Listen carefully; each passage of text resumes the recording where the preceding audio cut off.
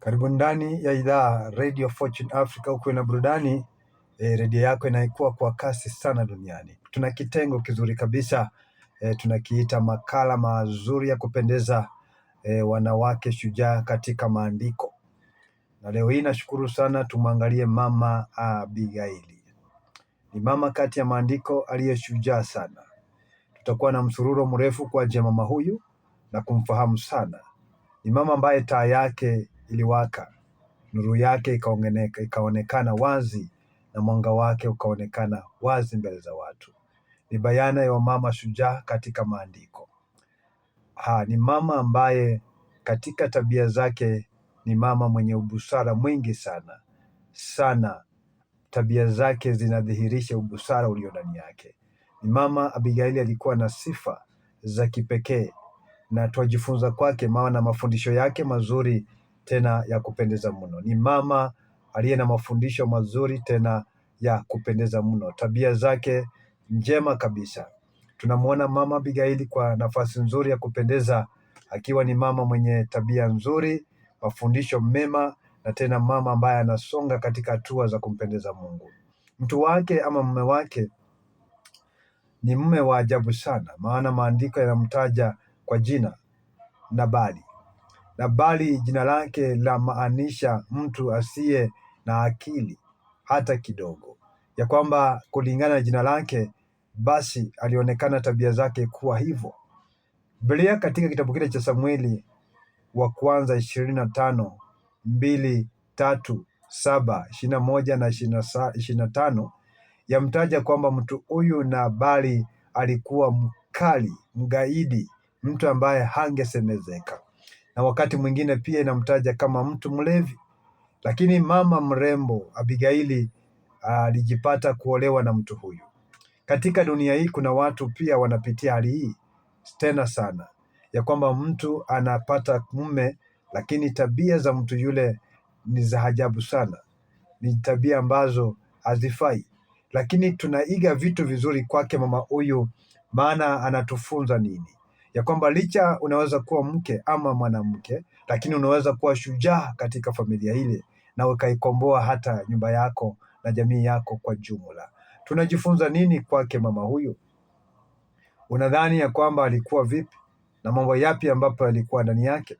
Unaposoma kitabu kile cha Warumi ya 15 mstari wa 4 na kitabu kile cha Timotheo wa pili 3:16 zitakupea taswira nzuri ya udhamana uliokuwa ndani ya mama huyu, udhamana ulio ndani ya wamama kama huyu, ambao wana tabia nzuri, mienendo yao bora na njia zao zinazopendeza siku zote. Wana mamlaka yao na mafunzo yao ya kipekee. Mama huyu tunapomwangalia katika Biblia ama katika maandiko ni mama wa kuigwa, na tabia zake Abigaili ni za kuigwa, maana anatufunza vitu vizuri. Ndio nikasema tutakuwa na misururo mirefu sana katika habari za Abigaili, katika wanawake shujaa katika maandiko. Na kwa sababu tunamtazamia Abigaili, nimekupa jina la mmewe, maana ya jina la mmewe, tabia za mmewe, na tutaendelea toka hapo tukisonga, maana Mungu yuko pamoja nasi. Nikasema nini? Katika mambo makubwa ambaye tunajifunza kwake, na hasa wanawake, tuna mafunzo ambayo Biblia inatuagiza kuyaiga katika maandiko, na kuna mafunzo mengine ambaye ni maonyo, ambaye tena inabidi tuonywe na Mungu.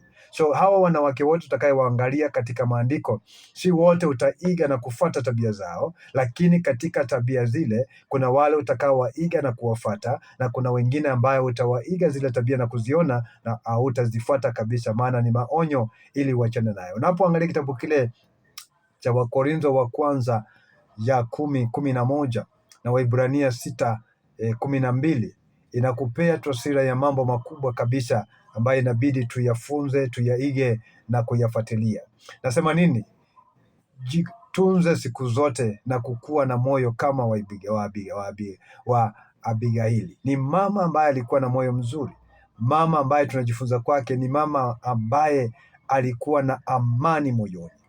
Tutakapokuwa tunaangalia tabia za mama huyu, tutamuona jinsi mume wake alivyofanya, lakini katika tabia zilizokuwa ndani yake Abigaili ni mtu ama mama ambaye alikuwa anapenda amani, Wakati mmeo alilete vita, yeye alileta amani katika familia.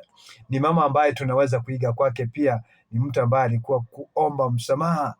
Makosa yalitokea, si yeye aliyefanya, lakini angesimama kwa dhamu na kuomba msamaha. Si angesema mtu abebe msalaba wake. Hapana, anasimama kwa dhamu na kusema lazima kusimama na jamii yangu ili tusione maovu yakitokea. Ni mama aliyekuwa na hekima ya kutosha. Jambo la pili, alikuwa mama mtulivu kabisa. Alikuwa mwenye busara, mama ambaye alikuwa mjasiri. Maana unaona anasimama anasema, hiyo ambaye alifanya mume wangu ajipendeza, na anasimama na wafanyakazi wale. Ni mwenye kujifunza mengi kwake. Asante. Jina langu ni Mathew Ndeva na nashukuru sana. Tutakuwa nawe katika misururu mirefu ya wanawake shujaa katika maandiko. Andamana nami, songa nami. Ni Radio Fortune Africa, kwena burudani, redio yako inayokuwa kwa kasi sana duniani. Kwa vipindi bora, matangazo yenye tija, kwena burudani, endelea kusikiliza idhaa hii, na Mungu amani atakubariki sana. Asante na karibu popote mlipo mnapoendelea kunifuatilia. Jina langu Mathew Ndeva, Mwanga wa Baraka ndicho kipindi. Imekuwa ni makala mazuri, wanawake shujaa katika maandiko. Asante na karibu.